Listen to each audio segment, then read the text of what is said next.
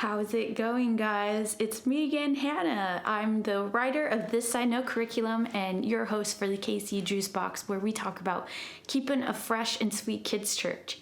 Now, I normally have a topic, and I'm going to tell you what it is. The topic is just you getting to know me, because it's pretty scary to just try to buy kids ministry equipment, paperwork, curriculum, whatever, getting your advice from someone for something that's very, very, very important for your church from a total stranger, which I do not agree with. I want to know someone's theology. I want to make sure it lines up with my biblical values and my worldview before I just start teaching it to the kids in my class. So just to let you know, my name is, Hannah. I am currently 29 years old. I'll be turning 30 this year, and I'm very excited for that. Gonna have a lot of fun this year.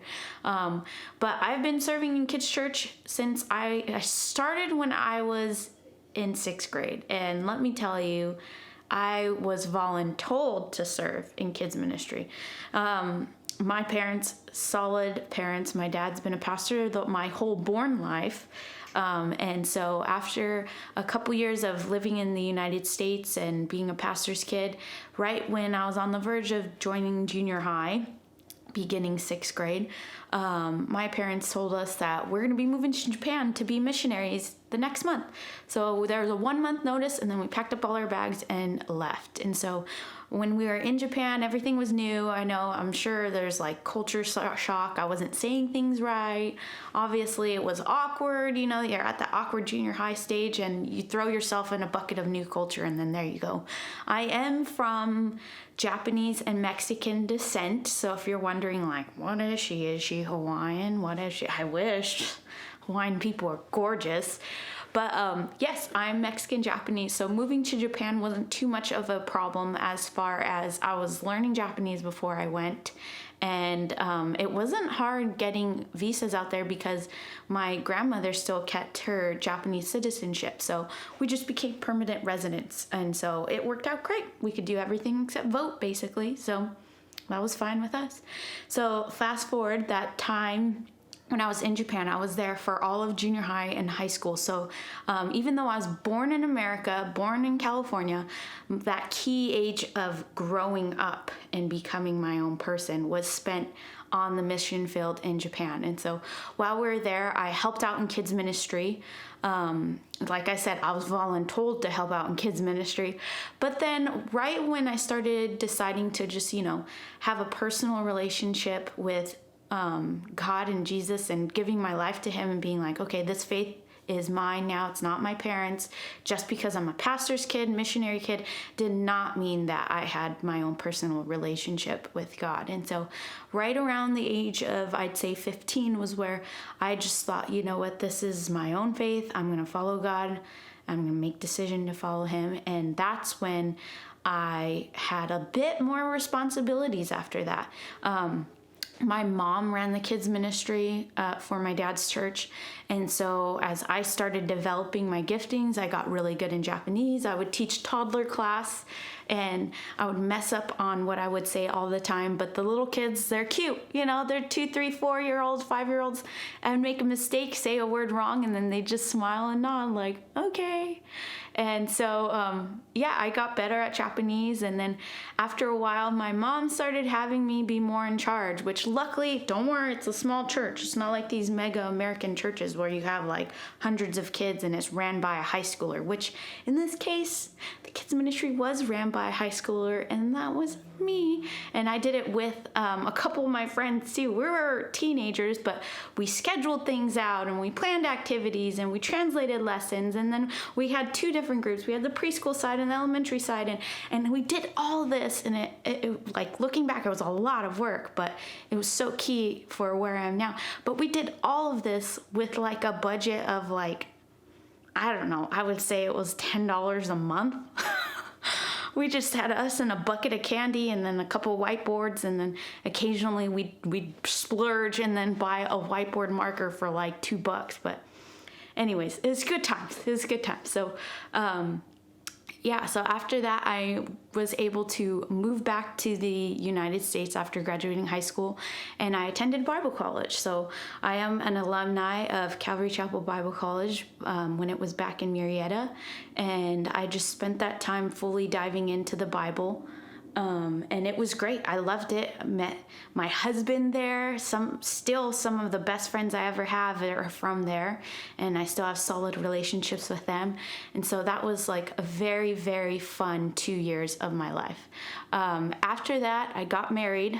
I was one of those ring by spring kids, got married at Bridal College, and my husband and I were working around the Bible college, but at the time, the church we're attending, the lady who was leading kids ministry actually was going to be moving to Orange County, and so that was pretty far. It was about over like maybe 45-minute drive, but she was going to leave, and so she asked if I wanted to take over the kids ministry, and at the time, it was a group of maybe 2 to 5 kids. And so, yeah, I was serving. I said I'd love to, and I was able to do that for a little bit.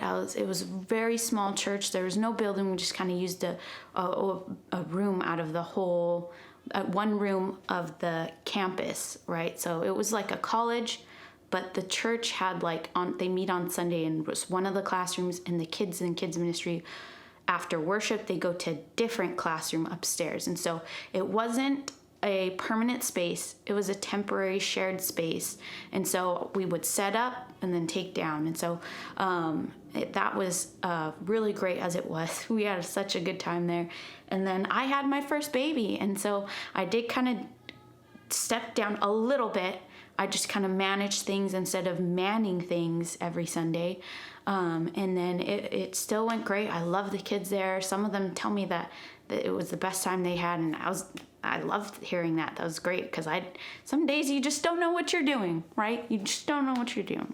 And then after that, I was able to move to San Diego. My husband got a job up and down, I would say down because it was south, down in San Diego, and I didn't want him to keep commuting. Some days it was like 4 hours it would take him to drive home, and I didn't want that for our family. And so we prayed about it. We knew it was time to move, to be closer together.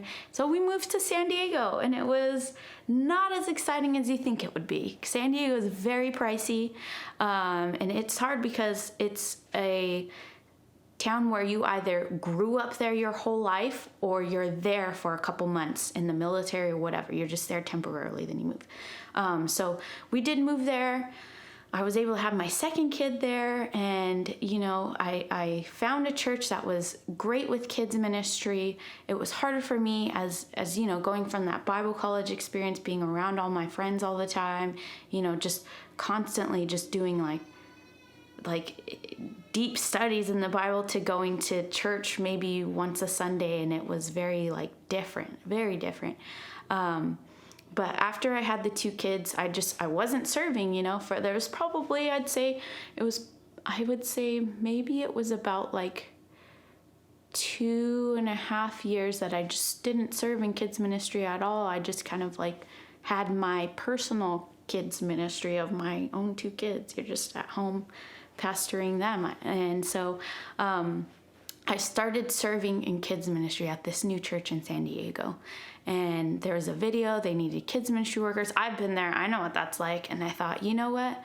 I think I'm ready to start serving. And so when my second child was about 3 months old, and 3 months seems that's pretty rough. You're serving and you have this little baby, that precious baby snuggle time. Yeah, I had a precious baby to snuggle the rest of the week. Sunday was 2 hours, maybe beginning to end 2 hours. And I thought, you know what, I want to help out.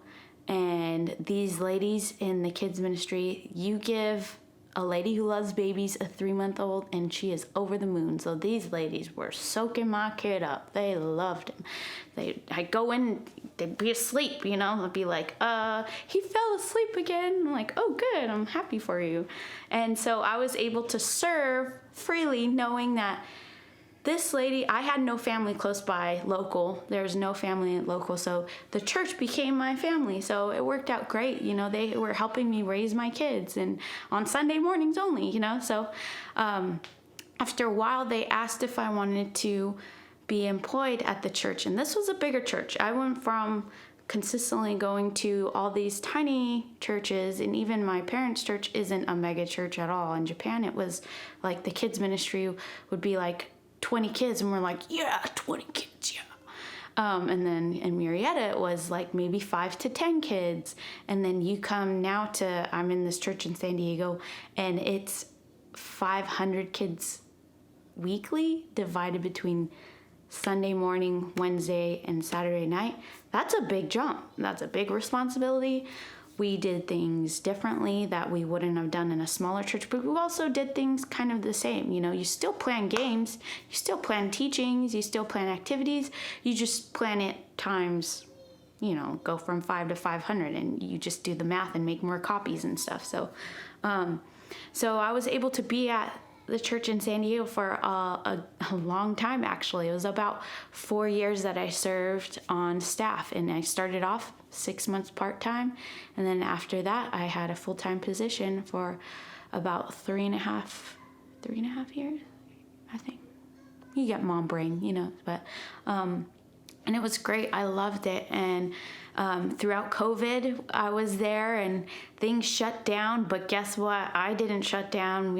I went full force, and we just changed what we did before. I mean, in life, what we did 20 years ago in kids ministry is not like what we're doing now, and it shouldn't be the same now. So you just adapt. You just ask God for what you should do then. That's different, and that's what we did in 2020. We had kids ministry on a different level in that we still did kids church, and we utilized parents more when we weren't allowed to have them drop off their kids with us and have the kids mingle. We had the parents become part of the kids ministry team, and I could talk about all that later. That should be a whole video. I should just stop right there. But I was able to get pregnant at the end of 2021. 2020. So I got the Rona 2020, and then it was Thanksgiving, and I realized that's when I had a positive pregnancy test. I was so excited, and then I knew, okay, something's got to change. I cannot raise 3 kids on a California budget. California, my husband was working full-time too, and I was working full-time, but I knew I didn't want to raise my 3rd baby working full-time. And so that's when I really just kind of drew back and just thought okay, God, clearly you're doing great things through this kids ministry, but I'm ready for my 3rd kid to come and minister to that kid, and I do not want to drive myself out by trying to work full-time and live in California, pay those bills. So my husband and I prayed about it, and the doors opened for us to move out of California and to come to Arizona. And so currently now I am living in Arizona with my family, and we're loving it. We're able to purchase this house, which is never really a thing in California. Unless you inherit a house from your parents, it's just not happening. But yeah, we just knew it's time to change things up a bit. So here I am in Arizona, in one of our bedrooms that we converted into a video studio recently. And the whole purpose of this is so that I can go and help you as you start a kids ministry, as you serve every Sunday, as the days feel like you don't know what to do that's new. What are we gonna do? I need help. I need somebody on my side. I'm on your team. I'm a stay-at-home mom now, and I serve at my church on Sundays, but I'm on your team, so I'm here to help you in any way that I can. If I was in kids ministry, I had somebody that helped me out for a short time. Her name was Jill, and she did great. And she's the best person I had on my team, she was the one who came in and was like, how about this? Have you thought of this? What about this event? Or Jill would say I saw this church did this, and it was so fun. You could do something like that, but tweak it to how you want to do it. And it was just really encouraging, because you have your kids ministry team, but having an outsider to give that outside perspective is really great. And so, so I'm Hannah. I'm here on your team. I'm excited to go through this with you, and let's talk theology. All right. So that's my story. But yeah, let's talk theology. I believe that the Bible has no mistakes, that it is inspired by God, written by man, that we're given inspiration by God. I believe in the Genesis view of marriage, and this is going to get dicey because I know people don't want to hear this, that marriage is between one man and one woman. I also believe that the Holy Spirit is giving us gifts to serve God as we're here on earth, that God sent his one and only son, Jesus, born of a virgin, to come to this earth, live a perfect life, and then die in our place on the cross, that he died but rose 3 days later, defeating death ultimately, and that Jesus is now up in heaven on the right hand